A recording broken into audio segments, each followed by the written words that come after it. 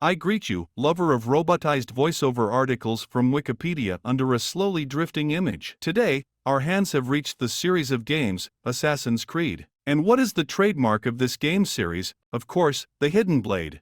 Mysterious hooded assassins use it alongside conventional weapons such as swords, axes, and bows. But how effective is the Hidden Blade in real combat? And is it really possible to make it in the Middle Ages? Let's figure it out.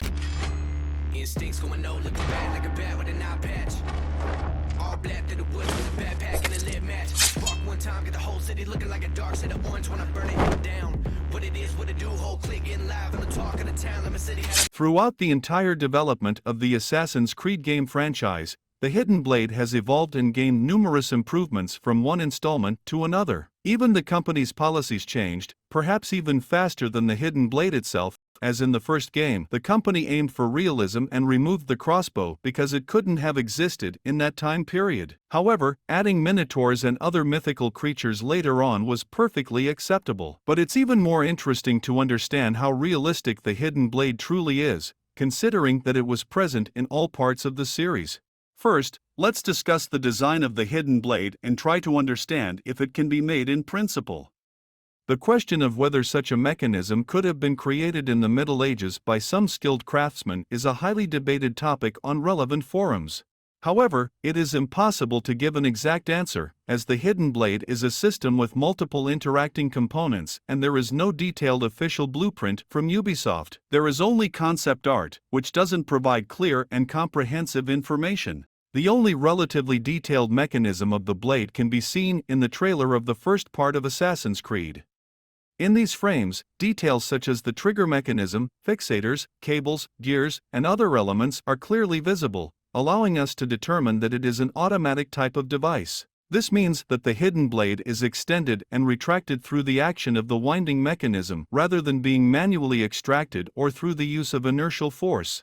By the way, I think you all noticed how Altair pressed the blade activation button with his right hand in the trailer, which he never did in the game. In games, weapons behave as if activated by forces and thoughts. At best, the protagonist raises his hand towards himself, somehow influencing the triggering mechanism. You can find explanations for such hand movements from YouTubers who have made their own prototypes of automatic hidden blades. The system is set in motion through a ring that is attached to the finger. This is where the movement of the hand towards oneself comes in handy, as it is the most optimal way to activate the ring. A cord with a spring is attached to the ring mechanism. We will not go into detail about the mechanism itself, as there is no point in that. But there is something worth noting about its construction. Namely, all these devices contain springs, or rubber bands that essentially replace them. And the springs are the most complex component here. The most difficult bolts can easily be replaced with rivets, and everything else is a matter of technical persistence and the precision of the eye in other types of models. Therefore, it is likely that similar weapons could theoretically have been manufactured in the Middle Ages during the invention of spiral springs,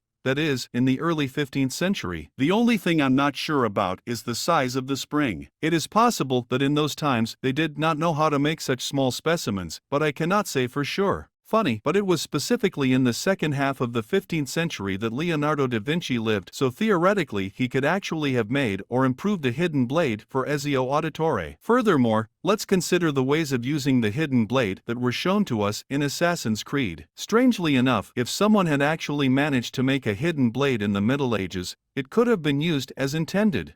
The key feature of this weapon is reflected in its name. It would only be effective when used discreetly and unnoticed. The blade would excel at inflicting deadly wounds to vital organs, especially if the target is in a dense crowd. The automatic system activates and deactivates the blade in such a way that it is almost impossible for a skilled user to be detected.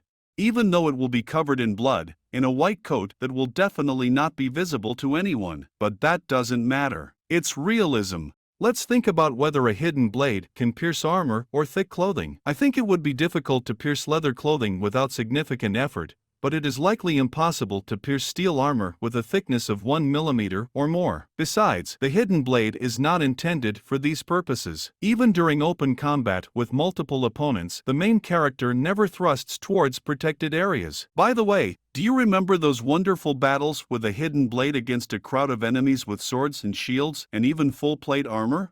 Well, you won't find a more suicidal endeavor, because an assassin's blade will only appear advantageous in open combat if the enemy attacks you with bare fists. Even if the enemy holds a regular knife in their hand, they will already be in a more advantageous position. First of all, a knife with a handle in the palm of your hand and a knife without a handle strapped to your wrist are controlled differently. It's obvious that holding a weapon in your hand gives you much more maneuverability. The modification used by the assassins in the game series where the blade has a handle to hold onto and can be used in a reverse grip seems to solve this problem, but there are other difficulties in terms of design. The classic blade design from the first two parts doesn't solve anything at all. Secondly, a hidden blade strapped to your wrist shortens your reach. If you hold a knife by the handle in your palm, the length of the blade adds up to the overall length of your arm, which puts you in a more advantageous position as you can keep your enemy at maximum distance from you. On the other hand, a hidden blade has the opposite effect. Thirdly, from the perspective of the biomechanics of the human body, strikes with a blade located on the inside of the forearm will be much weaker than the same strikes but with the blade on the outside. In other words, just like in the case of Eivor in Assassin's Creed Valhalla, it is not smart to fight with such a weapon openly, as it is no longer a hidden blade.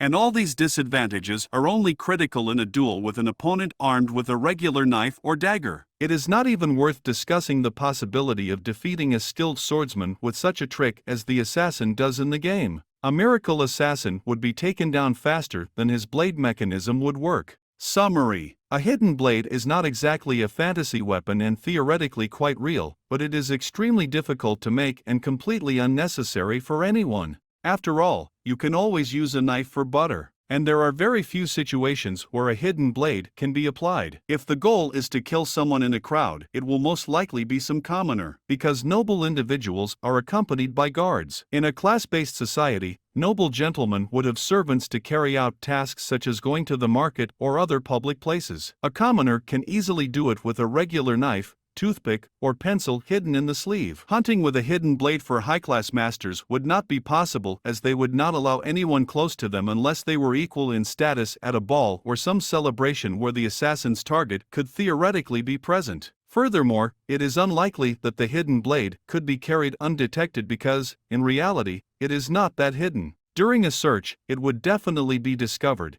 and disposing of it as evidence would require significant effort. It is much easier to come up with ways to poison someone at such a celebration than to invent such a mechanism. Perhaps that is why it was never invented, because it was simply not needed. Write what you think about this, and also like and subscribe to the channel if you enjoyed it.